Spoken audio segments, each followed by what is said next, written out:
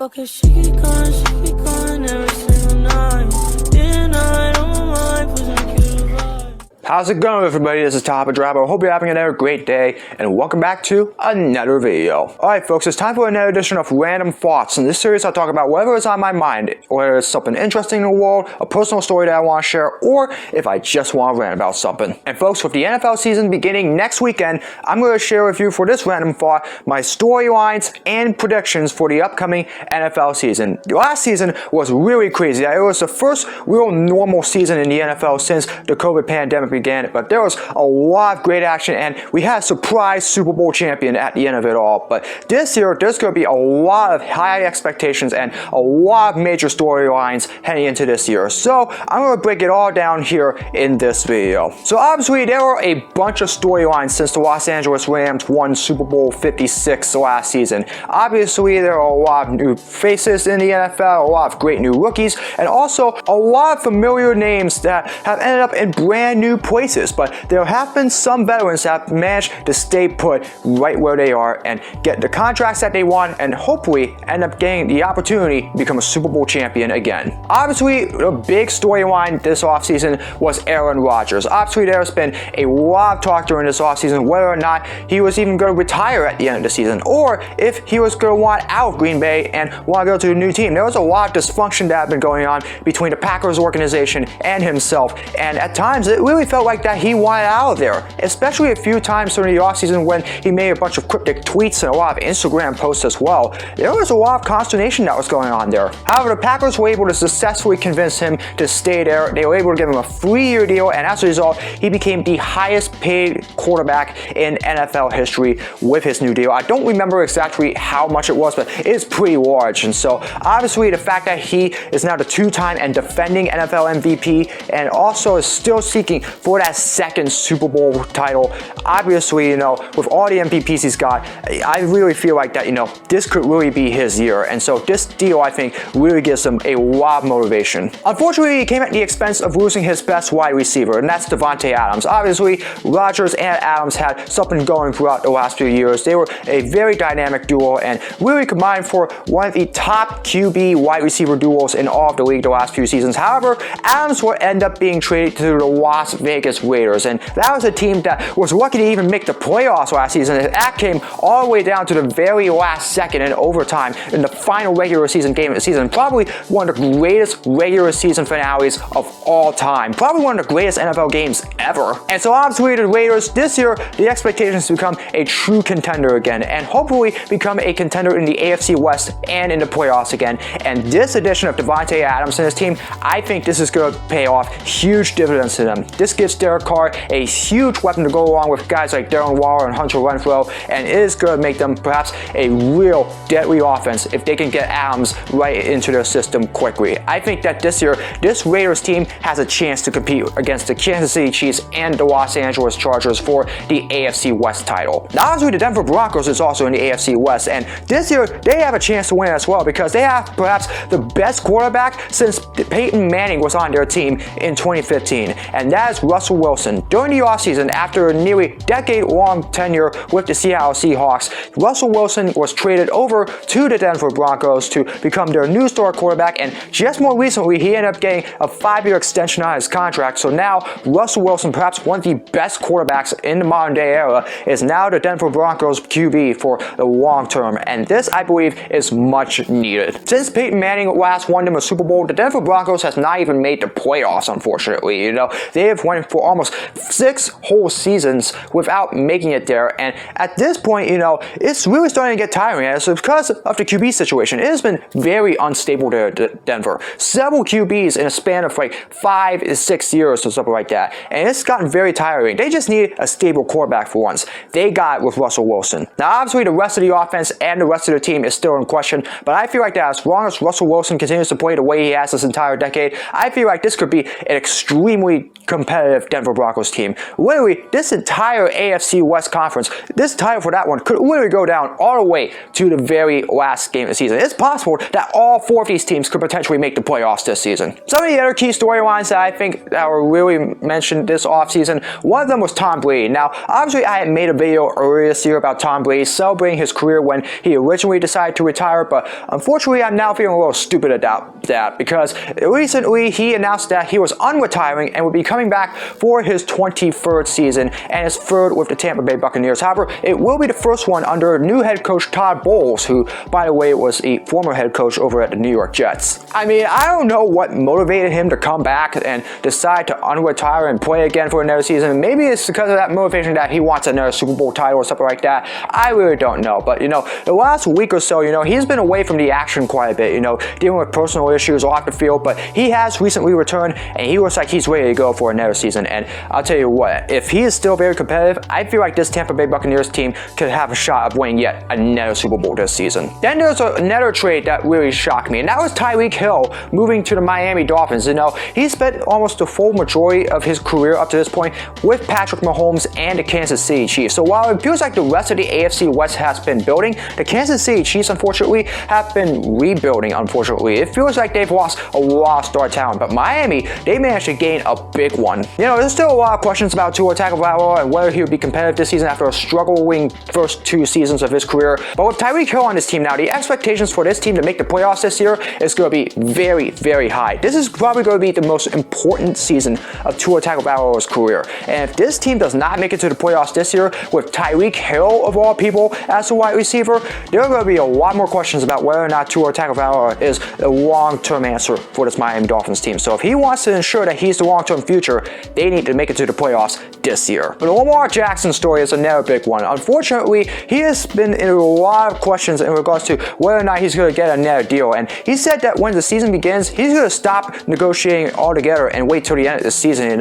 And, there's been a lot of storylines about that. He wants a new deal or otherwise he's going to want out. But for some reason, just like with Green Bay and Aaron Rodgers, there seems to be a lot of dysfunction that's been going on between the Ravens and Lamar Jackson. But unlike that one, this one, it doesn't look like it has ended. And unfortunately, it doesn't look like it's going to end anytime soon here, The struggle is real in this one. And unfortunately, it looks like Lamar Jackson's going to have to go through this season without a new contract for right now. It's going to be a real struggle, but, he's still a great quarterback. He's a former league MVP, obviously. And so, really, I feel like if he wants that new deal, they're probably expecting him to play for it. And so, we're just going to have to see how that goes from there. But this is another intriguing storyline. And obviously, one of the most disturbing ones of the offseason is with Desean Watson. Obviously, after the first few years in Houston, he ended up being traded to Cleveland. But at the same time, as I mentioned in one of my previous videos, he has been through a lot of off-field controversy. Almost 22 women have accused him of misconduct. Mostly massage therapists during his time with the Houston Texans, obviously. And recently, he had gotten a 6-game suspension. But through an agreement that has been reached between the NFL and the NFLPA, that suspension is now for the first 11 games of the regular season, which means he's going to be out for the first 11, while Jacoby Brissett is ultimately going to end up being the starter for that time period. Desean Watson is obviously a good QB, There's still a lot of good things to say about him as a player, but as a person, it really feels like that his personality, along with his image, has really taken a dive lately, unfortunately, as a result of that. So while I'm happy to finally see that situation now settled, unfortunately, this is a real image damage that has been done to Desean Watson. And so there are a lot of questions about what his future is going to be like when he does come back from his 11-game suspension. Can Cleveland make the playoffs without him for the first few weeks? I really don't know. But, Desean Watson, he's lucky to not be suspended for the whole season, obviously. He still at least gets to play some bit for this year. But obviously, he's with a new team now. And with all this now behind him for now, we're just going to see exactly what goes on from there. But still, Desean Watson, this story, it feels like that it almost went completely haywire over the last few weeks. And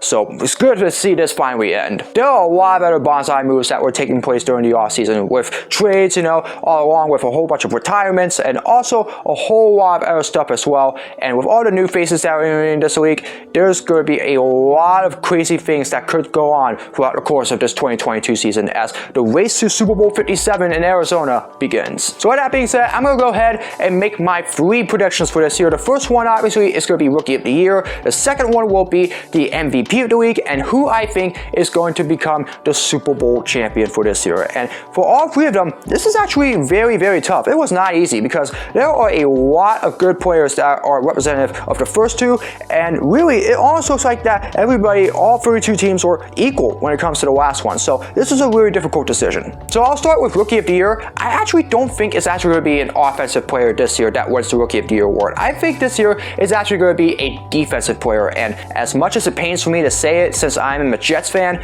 I think right now that Giants defensive end Kayvon Thibodeau is ultimately going to win out the Rookie of the Year award this year. The reason why I say that is because he entered the NFL draft as probably one of the most highly regarded players in the draft overall. In fact, he's been highly regarded as perhaps the best player in the entire draft class. And so, to see him end up going to the New York Giants instead of first overall the Jacksonville Jaguars, it's really shocking in my opinion, but it also pains me as well because, like I said, I am a Jets fan. But I have seen him in Oregon, he was very competitive during this time there, and probably, as I said before, one of the best players in the league. And so there are going to be a lot of expectations for him to have a Michael Strahan-esque career where he becomes a major superstar, and we'll see if he can pull that off. But I really feel like that he's going to have a good season as long as he avoids injury and all that stuff. And if he can, I feel like right now Thibodeau is the front runner for the Rookie of the Year award. League MVP is the next one. I think this one is probably a very difficult one as well because there are a lot of great players. Like I said before, Dak Prescott, Lamar Jackson,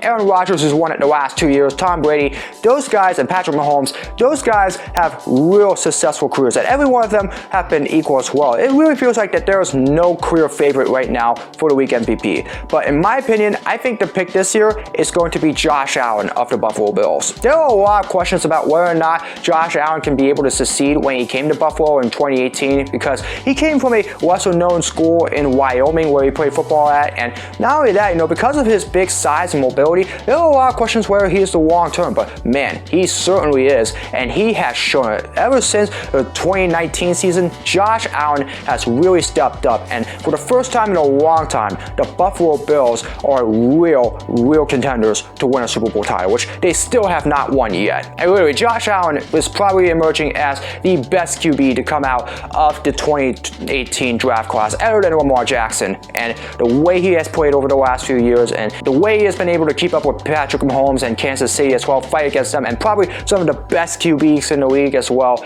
He has really become perhaps one of the best QBs in all of the league, and probably the best QB in all of the AFC East right now. I definitely feel like that he has that. I feel like he's going to make a real big leap to become the best quarterback in the NFL, and when he does, I feel like it's going to lead to an MVP season. So I feel like this year, Josh Allen is going to storm the competition and win the league MVP this year. And finally, perhaps the most difficult one of them all, who is going to win Super Bowl 57 and win the 2022-23 NFL Championship? This is a really difficult one because right now it doesn't look like that there's a real standout among all of them. You look at Tampa Bay, you look at Los Angeles, who won the Super Bowl last year, and you look at Cincinnati, who was a surprise at last year's Super Bowl, and you look at teams like Kansas City and Baltimore and Buffalo, as I've mentioned before, and Dallas as well, San Francisco. You look at a whole bunch of teams in the league, they are so equal right now in regards to talent as well as the ability to make a deep run into the Super Bowl and the playoffs.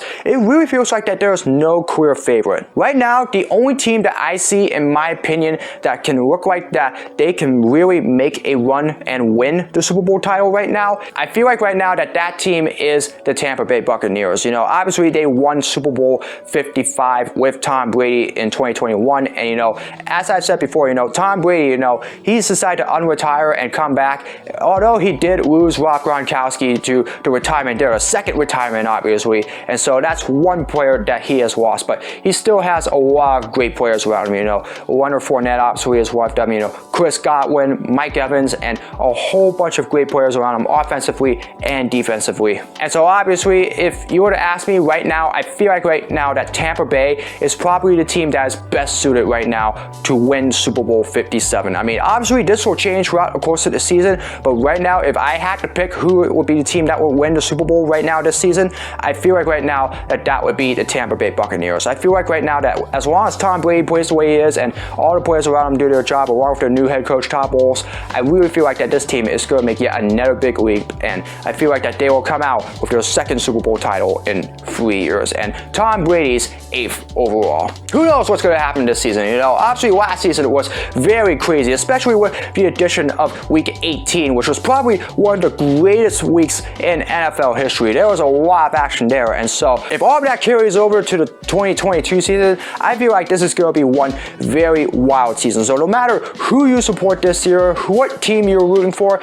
all I can say is it's going to be another great season of pro football beginning next Thursday night. I'm looking forward to a brand new season. I'm hoping the New York Jets finally make the playoffs again. It's been a long time since we last made it there, but hey, it's going to be another great season, and I hope you all enjoy it because it is going to be a whole lot of fun this fall. Alright, that's it for this video. Now, I'm not going to make a video next Wednesday, unfortunately, so no midweek upload next week. However, it is going to be my life update week, so I will be uploading my next video next Saturday. I'll be talking about all the things that have happened with me since I last did my life update in June, and also share with you some of what I'll be talking about this fall. You know, I mentioned the Centennial season in New Jersey Symphony. I'm going to be talking quite a bit about that, documenting all of that, and what you can expect as well. Maybe see some of my friends, a lot of my colleagues, and some of the performances that will happen there throughout the course of the season, and a whole bunch of other content too. You know, I'm also working at expanding my content too, and so keep an eye out for that. So next week, my next life update is going to be next Saturday. That's going to be my next video, so stay tuned. I got a lot to talk about in regards to